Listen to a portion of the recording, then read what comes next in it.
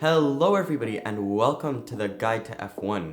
This is the first episode to this mini guide to the sport. For those of you that have no clue what Formula One is, I'll be giving you an understanding of how the sport works and covering all the different elements and aspects of the sport. So stay tuned and let's get started.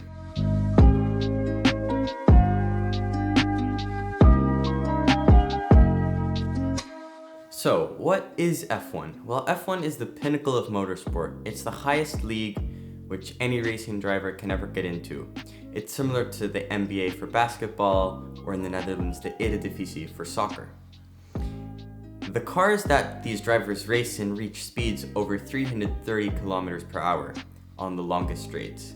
And even though you might think that there's road cars and production cars that go even faster, what's so impressive is that they can maintain incredibly high speeds over 250 kilometers per hour in some turns and corners of a track. The sport requires so much engineering and technical advancements, talented drivers, and logistics to make it work. So the teams, they travel around the world to different circuits, which are not specifically designed for F1, as F1 also races at circuits where other leagues race, such as Formula 2, Formula 3, but also just amateur races. And they also race on street circuits such as Monaco and Singapore, which are just streets which are closed off so that F1 can race there. And each track has its own engagement level, which I'll talk about in a later episode. So why is F1 a sport, you might think? Well, first of all, the physical aspects for the drivers. They have to withstand immense physical pressures, G-forces, and I'll go into this a bit more in depth in the third episode of this series. But strategy is also another key component what makes this a sport. So just like in football or in basketball, you have to have a strategy in order to succeed. And you could say that in Formula One, this strategy is even more complicated than it would be in other sports, due to the complexity of the cars and also the many things you have to take into consideration, considering your opponents, your own strategy, your tires, the track, the weather, the driver, so much. And it's so much more than just a sport where a driver's steering a wheel in a car, because it's finding the perfect balance between weight, power, aerodynamics, finding the best racing line. But I'll go into this in depth in this series. So just to give you a basic understanding of how it works. So there's 10 teams and they each have 2 drivers. Generally, you could say that one of these is a main driver and the other driver sort of supports him. However, often these 2 drivers do compete with each other. So this means that there's 20 drivers in total, and they all drive immensely fast cars, but there's some cars that are definitely a lot faster than the bottom tier cars. So there's different categories of how good the teams are. So there's the top 3 teams, which you could say are Mercedes, Red Bull, and Ferrari, although this might differ a bit per season, but these are the general top 3. And then there's the middle tier teams, such as McLaren, Racing Point, Renault, and AlphaTauri. And the bottom tier teams, which you could say are more like Alfa Romeo, Haas, and Williams. And so although you might hear some names that you think, well, these don't make any cars, even though they don't make cars, F1 is a great opportunity for them to expand their brand, such as AlphaTauri, or Red Bull, who is just very prominent in sports and they engage in the sport, cooperating with the car brand Aston Martin to make it work.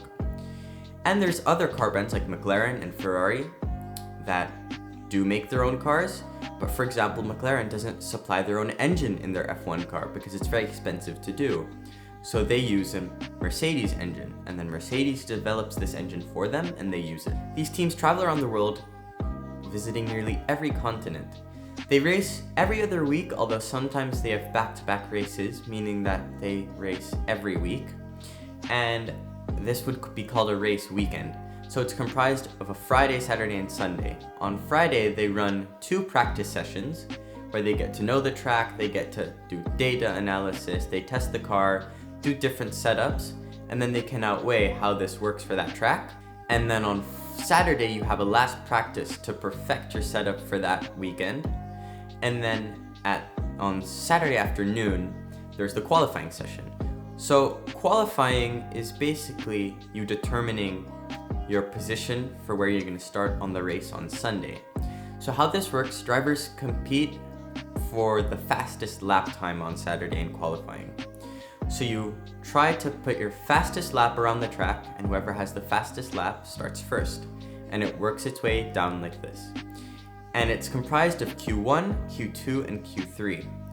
So the session starts in Q1, and then all the drivers compete, and then the 5 slowest drivers at the end of Q1 drop out, and then the remaining drivers go on to Q2, and then another couple of drivers drop out, and then you're left with the top 10 drivers for Q3, and that's when the top 10 set their final lap times for the race on Sunday.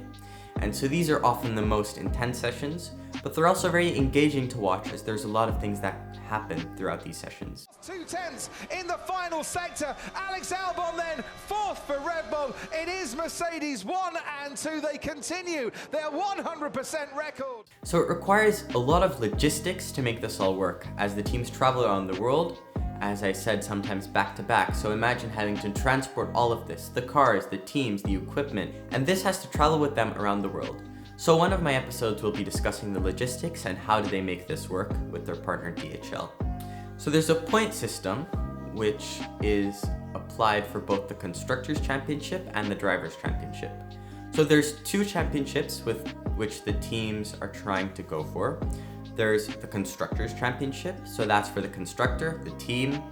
So for example, Mercedes is a constructor, they make the car, and their drivers are Lewis Hamilton and Valtteri Bottas. And Lewis and Valtteri will race, and for every race they win, they would, for example, receive 25 points. And at the end of the season, the points of both drivers in a team are added up, and this makes the total points for the constructor. The constructor with the most points wins the Constructor Championship and would be the best team or the best constructor for that season. But the drivers as individuals, they try to win the Drivers' Championship, and this is just as an individual who collects the most points throughout the season. And there's a specific point system, so if you win a race, for example, you get 25 points. If you get 2nd place, you get 18 points, and it goes all the way down until you get to 10th place, and when you're in 10th place, you get 1 point. And the drivers that finish beyond 10th place, so between 11th and 20th, or if you don't finish in the race because you crash or you get a failure of the car, they don't receive points at all. So now that you have a basic understanding of what Formula One is, we can get into more detail and more depth of how everything works. And in the next episode, I'll be discussing the cars. That's 50% of the athlete in the sport, and it's half of what makes it so engaging to watch. So I hope to see you in the next episode. Thank you for watching, and hope to see you in the next one.